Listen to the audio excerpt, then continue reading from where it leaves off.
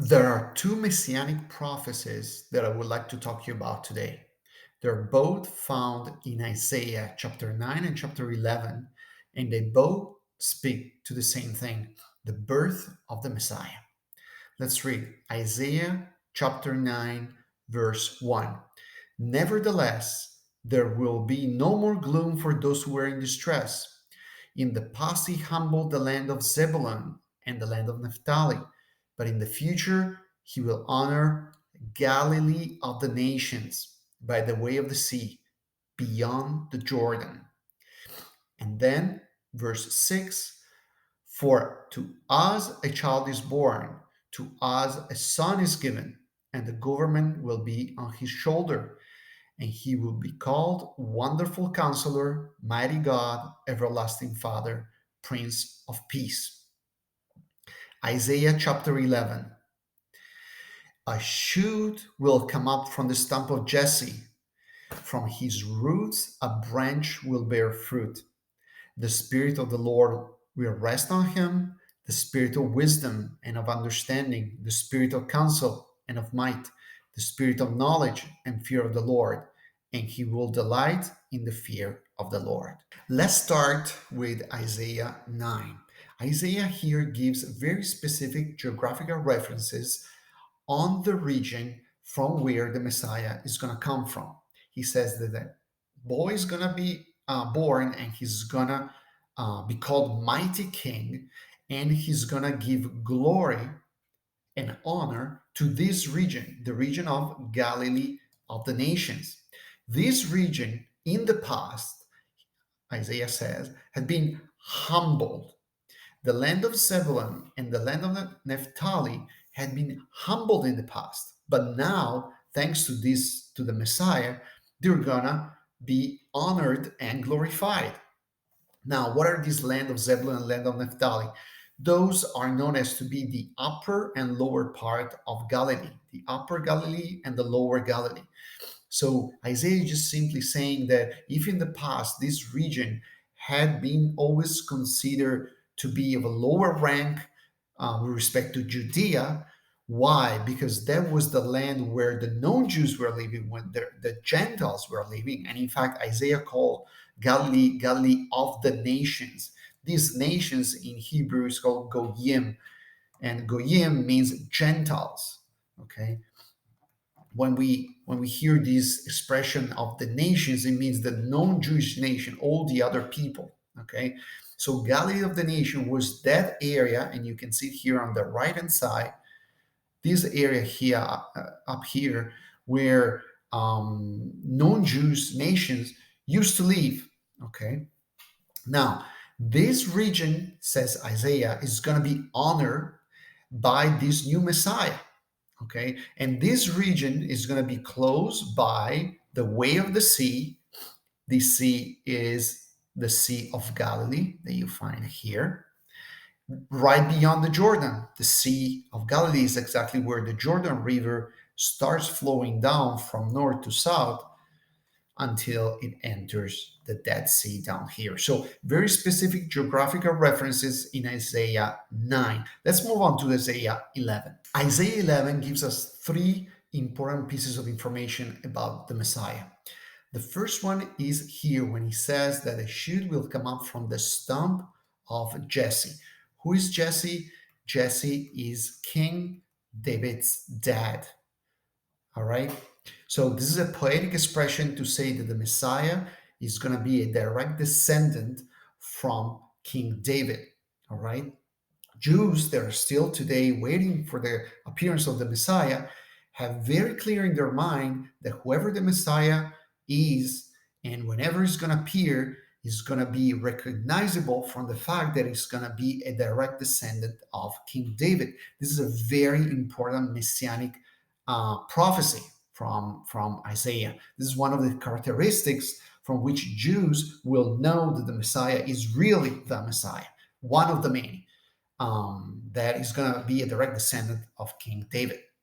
Now, the second piece of information which I want to draw your attention on is the usage of this term. He says that from these roots, from the stump of Jesse, a branch will bear fruit.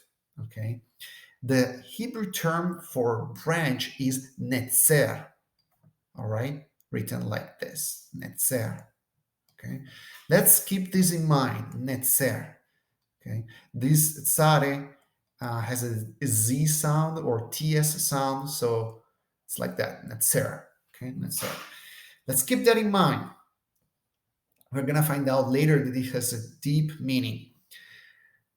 Third piece of information is the rest of Isaiah, verse 2, where Isaiah says that the Spirit of the Lord will rest on him.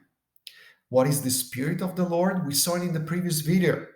It's Ruach Yahweh. Okay, is the Spirit of Yahweh, the Spirit of God. Okay, the Spirit of God, says Isaiah, will rest on him. So we have a lot of information gathered from Isaiah 9 and Isaiah 11, all related to the birth of the Messiah.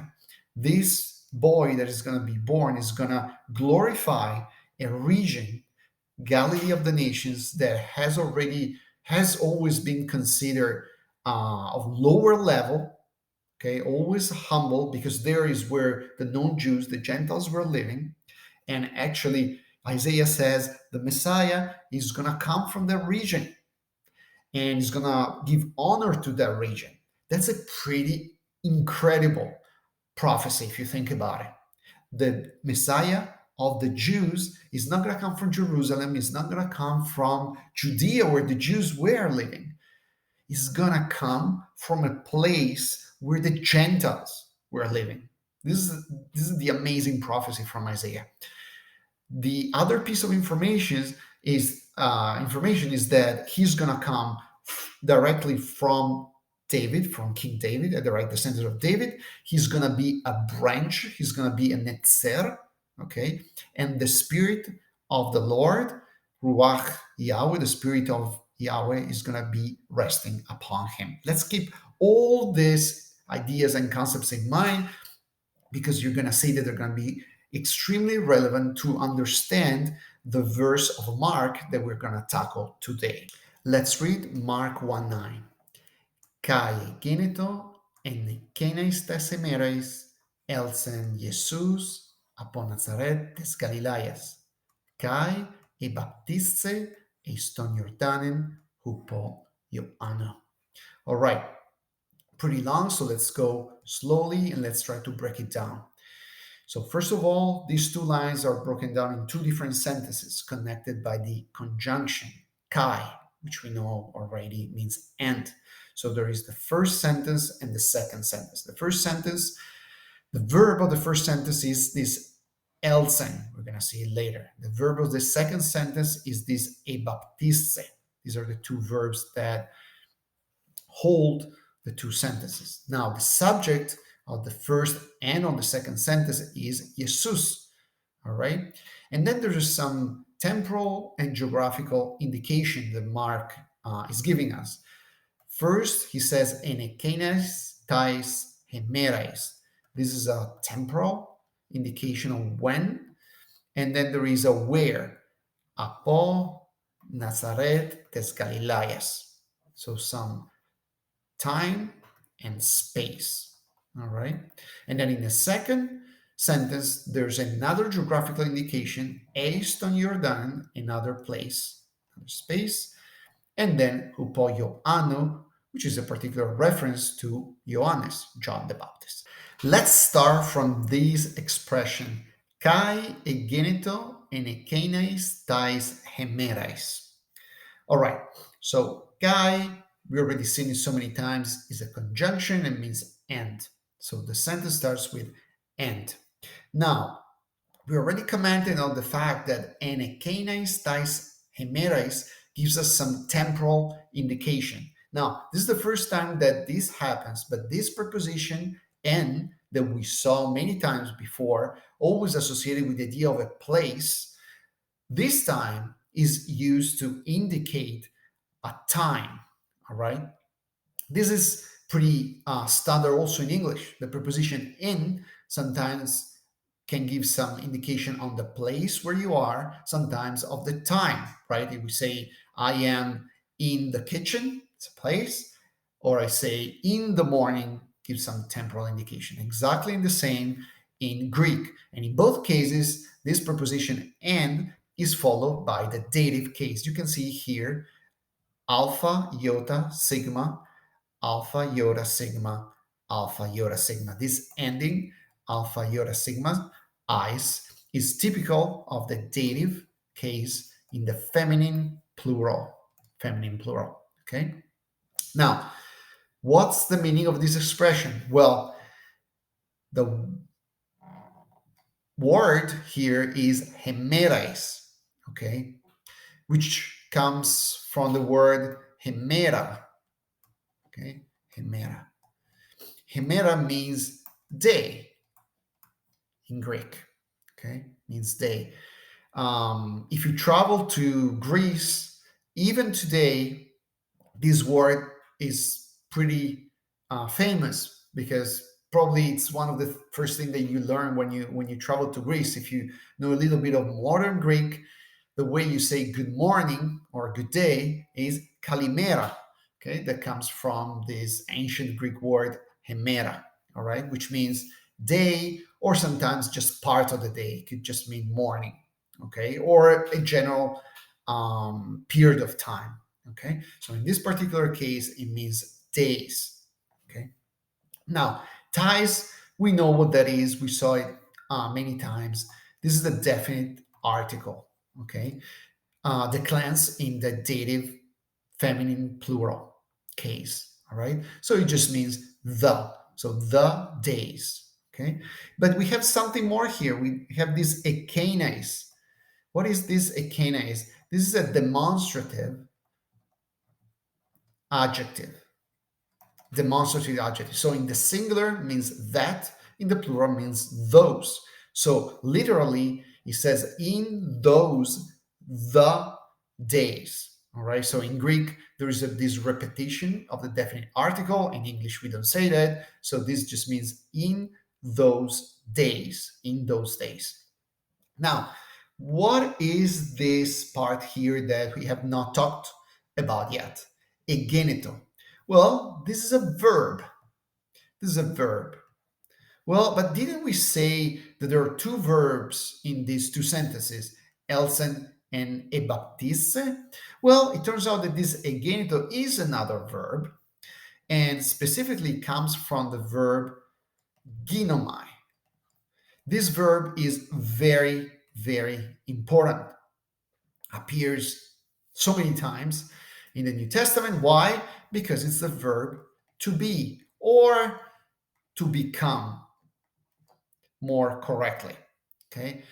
This verb can be used in so many different ways. It's like the verb possibly to get in English that has a variety of uses, but the main meaning of this is to become, to be generated. And so when you become, when you are generated, you are something, right? So sometimes it just mean to be, sometimes it means to become, to be generated, to occur, to happen, and so on.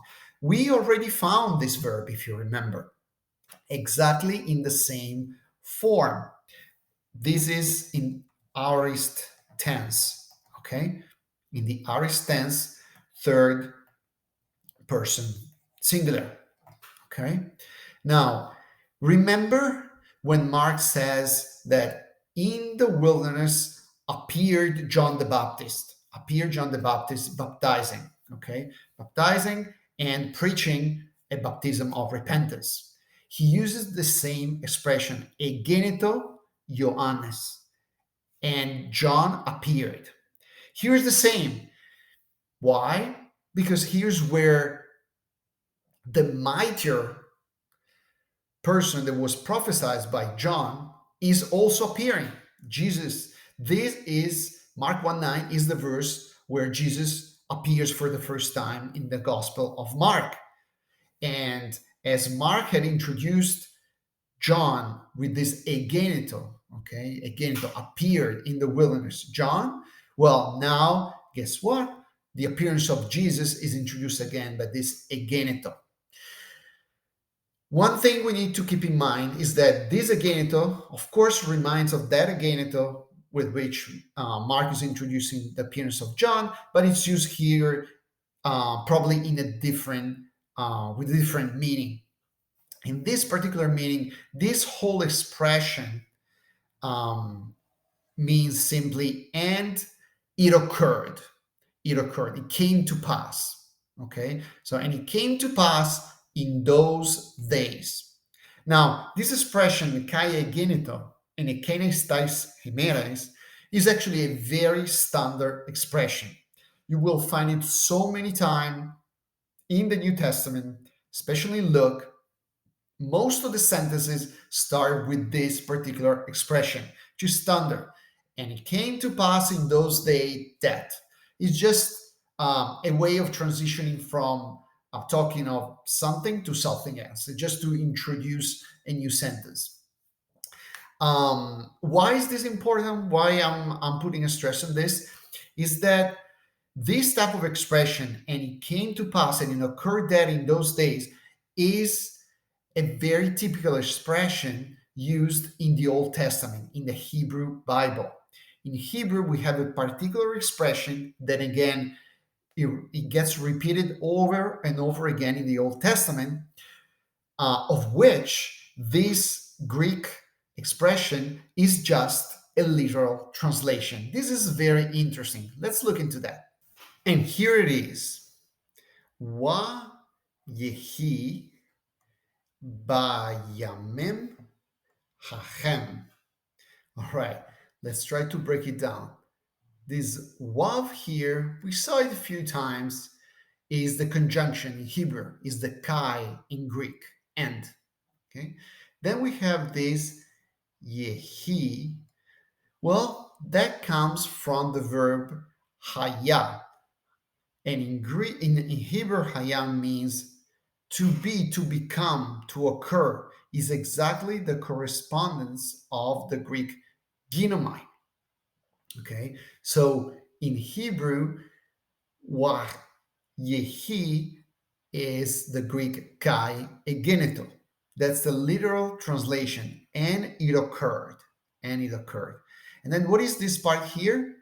Well, this beit here is the Hebrew preposition corresponding to the Greek preposition and, in. Okay, in. Yamim, well, it comes from the Hebrew word yom, which means day. Yamim, plural, and it's an im. We talked about it in Hebrew. When you want to do the plural, you transform the ending into yim. Okay, so yamim means days, in days. Okay, and it occurred in days hachem.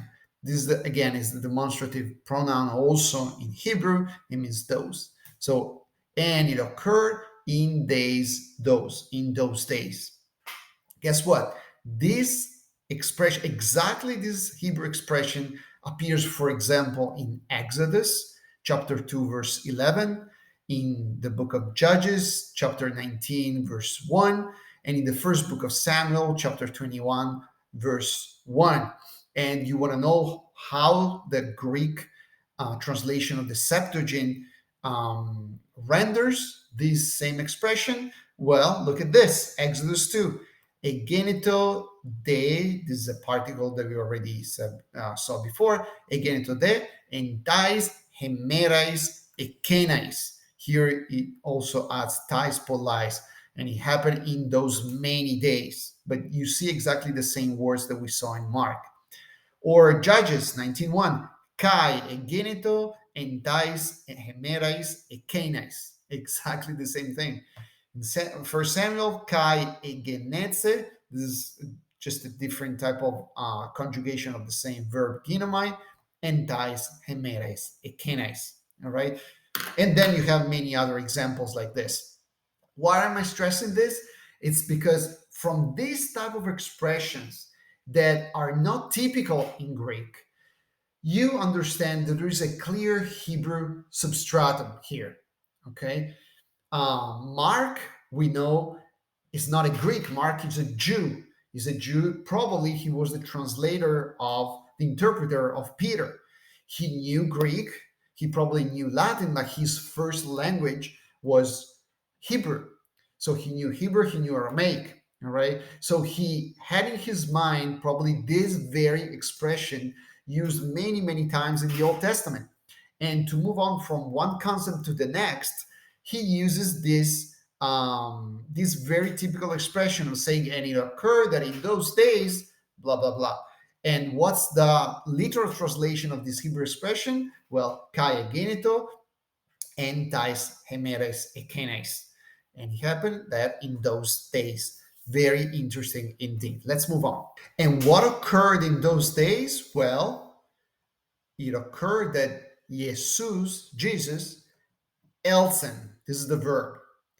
Now, this elsen is the aorist tense in the third person singular of the indicative, okay, of a verb that we have already seen before and we have discussed at length.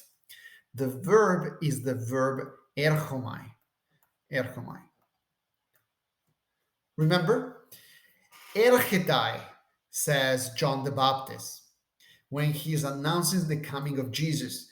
He is coming. Somebody mightier than I is coming. He's right here. He's coming after me. Opisomo, says John the Baptist. Well, this verb elsen is the fulfillment of that prophecy. Okay, couple of verses before, John the Baptist had announced that Jesus' coming was imminent. He is coming, erchetai, and guess what?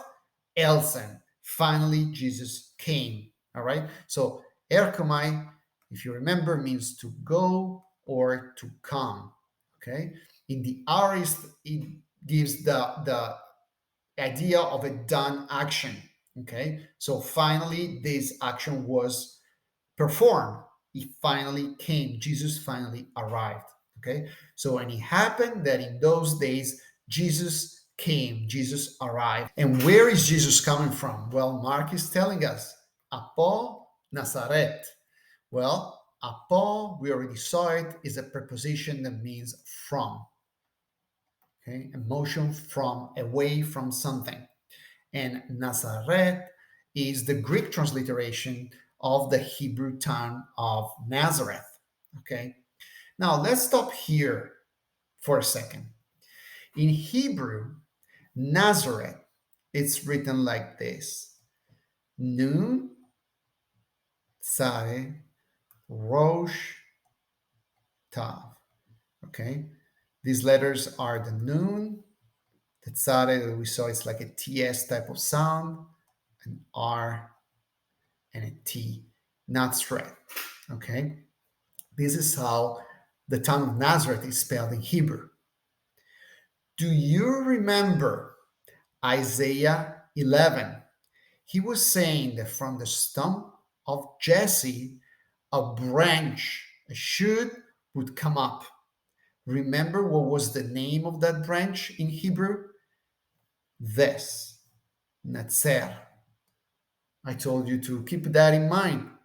Why? Because Nazareth comes from the root of that Hebrew term, netzer, which means branch. You see the connection? Nazareth, and the fact that Jesus is coming from Nazareth is the fulfillment of that prophecy of Isaiah 11. All right, that branch, the branch was coming out from the root of Jesse, right, direct descendant of King David. Well, guess what? Will be coming from the town of Nazareth, which comes from the word Hebrew word netzer, which means branch, shoot. Exactly the same word that Isaiah uses in that messianic prophecy. You see the connection of all this. Now, a couple of more things about Nazareth.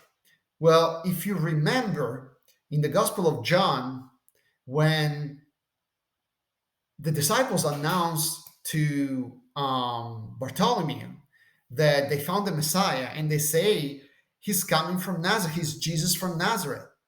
And the response was very awkward. was, do you really think that anything good can come from Nazareth? Do you really think that Messiah can come from Nazareth? Why such a nasty response? Well, the point is that, and you have to remember that Nazareth was where? In Galilee. Tes Galileas was Nazareth of Galilee. And as we already seen, Galilee was this region up there in the north, farther north than Jerusalem, that was considered the land of the Gentiles, of the known Jews. All right. And Nazareth was an unknown, completely anonymous little village in this land of the Gentiles. Nobody knew about Nazareth in Jerusalem. Okay. They just knew that it was this little village up north where the Gentiles were living. But nobody would expect that the Messiah would really come from there. All right. And that's where we get the prophecy in chapter 9 of Isaiah that talks about how that region of Galilee that had been humbled in the past would be honored and glorified by the birth of the Messiah. You see the connection, okay? Galilee, again, in Hebrew, comes from the word Galil, which means literally a circle, a ring. Okay, the verb galal means to go around. Okay, so Galil means a ring, so a sort of region, a district, defined by a circle. Remember that map that we saw before? Well, Galilee looks exactly like a circular region right on top of there. And it's exactly where the Messiah is coming from, and he's going to be known to be coming from. So from then on, Nazareth, which was a despised type of city that Jews were thinking about with some kind of superiority, if not contempt, from that moment on will be glorified and will become actually the title of Jesus. Jesus will be known as Jesus of Nazareth. We look at the map of Galilee once more. We see where Nazareth is. It's right here in the southern region of Galilee. And we know that Jerusalem is down here in Judea. And we know also that John the Baptist was baptizing across the river Jordan, here, more or less in this region, okay, close to the Dead Sea. Now, Mark says that Jesus came to the place where John the Baptist was baptizing, coming from Nazareth of Galilee. All right. So if you think about it, if you put it in Google Maps, well, you will see that probably from Nazareth down to the place where John the Baptist was baptizing, it's probably around 90 miles. Okay. And assuming that they didn't use Google Maps at the time and they were not able to optimize the shortest route to get there, we can easily imagine that Jesus took at least a couple of days walking to get from Nazareth to the place where John the Baptist was baptizing. So you can imagine the status of his sandals. Okay, why am I mentioning this? Because remember what John the Baptist was saying. Ergetai, Jesus is coming. One mightier than me is coming, whose sandals I'm not worthy to untie. So now we understand even better that expression. Jesus is appearing there after 3 days of walking in the desert. All right. Just imagine in what condition his sandals were. Probably very dirty, caked in mud, and now you can really understand what John was talking about. He's so unworthy with respect to Jesus, Yahweh in the flesh, that he's not even worthy to untie his sandals after 3 days of walking. All right, let's tackle the last sentence. So we're already seeing that Mark 1:9 says, and it occurred, it came to pass that in those days Jesus came from Nazareth of Galilee. And what happened? Well, you all know what happened. He got baptized by John the Baptist. Here it is, a baptiste. A baptiste comes from the verb baptizo. We know that. We saw it many times. This form with the epsilon in front is in the aorist tense in the passive form. He was baptized. Okay, third person singular. And he was baptized. Well, where? Eiston Jordanen. Where? Okay. By whom? Hupo Johanna. Okay. So Eiston Jordanen gives the indicate the space indication of where he was baptized. Eiston Jordanen in the Jordan. By whom? Hupo Johanna. Now, let's spend some time here. Hupo Ioannou, we already talked about it. Hupo is that preposition that means literally below, okay, under, and together with a passive form of a verb indicates the person that is actually performing the action. So he was baptized by John. Eis ton Jordan. Let's spend some time here. Remember this preposition eis. We saw it in the past. The preposition eis in Greek means to, but more specifically into. All right, into. There is another preposition which is pros, which generally means to, toward. Okay, these are slightly different. So different. Pros means a motion up to something. Ace means emotions into something. Exactly as apo is a preposition that means a movement away from something, and ek is a preposition then that means a movement out of something. So apo is in correlation with pros, toward or away from, and ek is in correlation with ace, out of, into.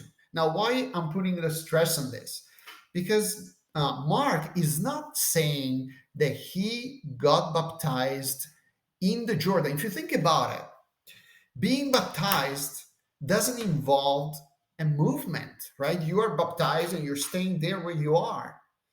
So you would expect Mark to say that he was baptized en to Jordane, not eis. Remember, en is the preposition that indicates the status where you are, in the place where you are standing. So the most natural expectation here would be the use of the preposition en, not the preposition of eis, which indicates a motion into. What is Mark trying to tell us? Well, he's trying to tell us that Jesus got baptized into the Jordan River, right? He was not just standing there again with John the Baptist sprinkling some water on top of him. The image that Mark is proposing here is that Jesus really entered completely into the Jordan and he was baptized, repeatedly submerged up and down, probably by John the Baptist. That was what Jesus' baptism looked like. You know, in this iconography of Christian iconography, you probably have seen the baptism of Jesus depicted in so many ways, and usually you have Jesus standing in the water with John the Baptist pouring water on top of his head. That's probably not what happened in reality. What Mark is saying is that he really entered completely into the Jordan, okay, and he was baptized by John the Baptist. Now, one more thing here about the river Jordan. Now, the Hebrew name of the river Jordan is this: is a Yora Rosh Dalet Nu. Okay, Yarden. Okay, Yarden. Now, Yarad, these first three letters of the word Jordan in Hebrew, are actually a verb, make up a verb, which means to descend. Okay, to descend, to go down, to go down. So literally in Hebrew, the name Jordan means descender. Why? Well, if you think about it, Jordan River, as we saw in the map, starts from the Sea of Galilee and flows down to the Dead Sea. And again, if you think about it, what is the Dead Sea known for? Well, to be the lowest point on dry land on earth. Okay, is under the sea level. That's why it's called Dead Sea. It's under the sea level, more than 1,000 feet down below the sea level, while Galilee, and especially Nazareth, was more than 1,000 feet above the sea level. Okay, so it was in the mountains. So literally, Jesus coming from Nazareth down to the place where John was baptizing, he's moving from an upward position down to a very low place, actually, the lowest place on earth. This carries a highly symbolic value. The place where John the Baptist was baptizing is the lowest place on earth. That's the lowest point of humanity. Jesus needed to come down to save humanity from the pit, from the lowest point he had reached. So, in conclusion, we see that Mark 1:9 is a very important verse because it's the fulfillment of two big messianic prophecies. The messianic prophecies that we read at the beginning of the video. One is Isaiah 9 and the other is Isaiah 11. In Isaiah 9, Isaiah prophesied that a child would be born and he would be called Mighty God. He's talking about Yahweh in the flesh, clearly. Now, this child will be honoring a land that had been humble before, the land of Zebulun and Naphtali. In other words, Galilee of the nation. There you go. You have it here. Galilee, Galilee, all right? By the way of the Sea of Galilee, beyond the Jordan.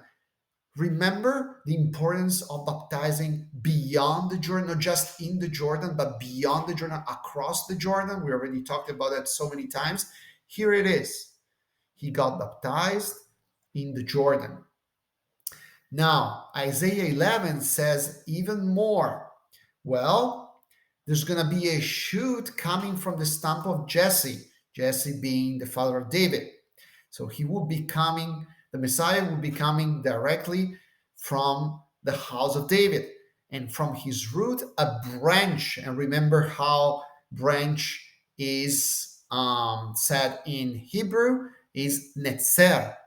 And guess what? Jesus is from Nazareth, okay? Which means branch from Nazareth. And one more thing, this descendant of David, of Jesse, will be so mighty that the Spirit of the Lord, Ruach Yahweh, will rest on him. Well, guess what? Jesus came there to be baptized. We're going to see it in the next verse. The Spirit of Yahweh, Ruach Yahweh, is going to come down upon him.